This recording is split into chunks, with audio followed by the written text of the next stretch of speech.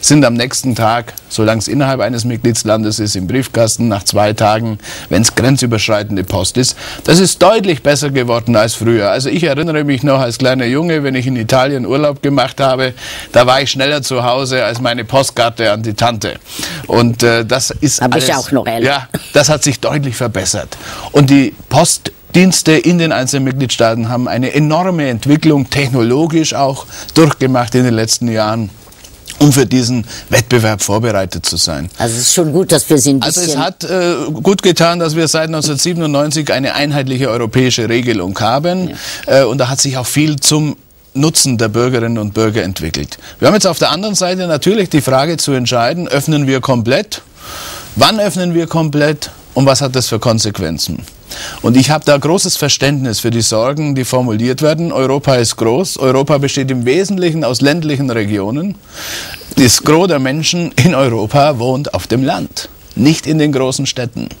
Und wie können wir da dauerhaft eine gute Postversorgung sicherstellen, dass sie nicht nur Werbepost bekommen, das wird immer funktionieren, sondern dass sie ihre Briefe auch in einen Briefkasten bringen, der nicht kilometerweit entfernt ist, dass ein Postamt oder eine Postagentur in ihrer Nähe ist, um alle Postdienstleistungen auch nachfragen zu können. Das willst du also auch? Das will ich, und wir werden als Parlament auch einen großen Wert darauf legen, dass der Universaldienst, also das Recht des einzelnen Bürgers, nahen Zugang zu Postdienstleistungen zu haben, dauerhaft abgesichert wird. Ich gehe sogar noch einen Schritt weiter.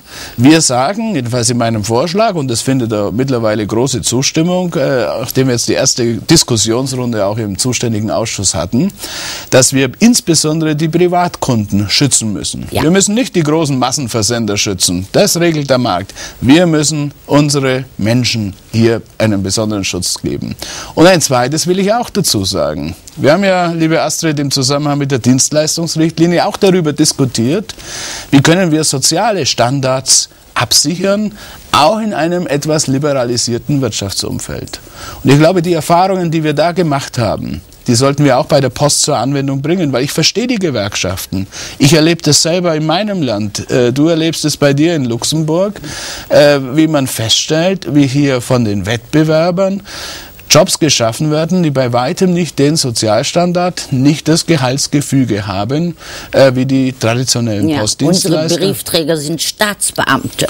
Das ist natürlich ein besonders schönes Vergleich zu den armen Bediensteten dieser Privatfirmen, die nicht mal die Hälfte dessen verdienen, was der Briefträger verdient. Da muss ich natürlich schon sagen, da seid ihr das einzige Land in der EU, das noch alles unter Beamtenrecht habt. Die anderen haben sich da deutlich weiterentwickelt. Kündbar, Markus. Was machen wir denn? Ja, aber da muss ich schon mal sagen, vor 17 Jahren ging die Reise los. Man hätte irgendwann mal aufhören sollen, Beamte einzustellen. Die Belgier haben das getan, und die haben auch ja schon einen lukrativen Postdienst weggeschnappt im Austausch zwischen Brüssel und Luxemburg bei der Kommission. Die belgischen Briefträger sind auch Staatsbeamte, ja, immer weniger. Aber die verdienen viel weniger als die immer weniger. Nur was wir sicherstellen wollen, dass nicht der am Ende die Briefe transportiert, der die schlechtesten Arbeitsbedingungen liefert. Ja, das ist aber die Gefahr. Nein, und das können wir sicherstellen. Wir haben gerade mit der Dienstleistungsrichtlinie ja Erfahrung, wie man das machen kann, welche Instrumente den Mitgliedstaaten zur Verfügung stehen. Ich sage in meinem Bericht, und ich höre jetzt auch aus dem Sozialausschuss, der ja eine Stellungnahme dazu ergibt, dass in ähnlicher Art und Weise diskutiert wird, dass wir den nationalen Regulator verpflichten, auch bei den Genehmigungen der Wettbewerber auch die Sozialstandards zu berücksichtigen und mit zur Auflage zu machen. Ich glaube, das ist ein ganz entscheidender Punkt. Das dürfen sie natürlich. Wir dürfen nicht vorschreiben, welche Standards. Das darf der europäische Gesetzgeber nicht. Aber die Mitgliedstaaten können sicherstellen, dass ihre Standards, Mindestlöhne dort, wo wir sie haben. Wir haben ja welche. Ja, ihr habt welche, wir haben keine, darum mache ich diese Einschränkung. Vielleicht welche. Ja, nur in dem Sektor und für eine Übergangszeit. Da würde ich auch mitmachen. Ja. Aber unter den 2 Bedingungen, sektoriell und Übergangszeit. Aber das ist eine deutsche Diskussion, die müssen wir nicht im Europaparlament führen, liebe Astrid. Aber dass wir die Frage des Kündigungsschutzes Sind das alles nur geringfügig Beschäftigte? Sind das alles Teilzeitstellen oder gibt es da auch noch Vollzeitstellen? Ich bin schon der Meinung, dass ein Briefträger, der den ganzen Tag arbeitet, mit dieser Tätigkeit auch eine Familie unterhalten können muss und nicht noch vom Staat Zuwendungen bekommen muss. Also diese Dinge kann der nationale Regulator festschreiben. Das wollen wir ganz explizit hier mit aufnehmen. Und dann wird man am Ende darüber reden müssen, ist der 1. Januar 2009 das richtige Datum?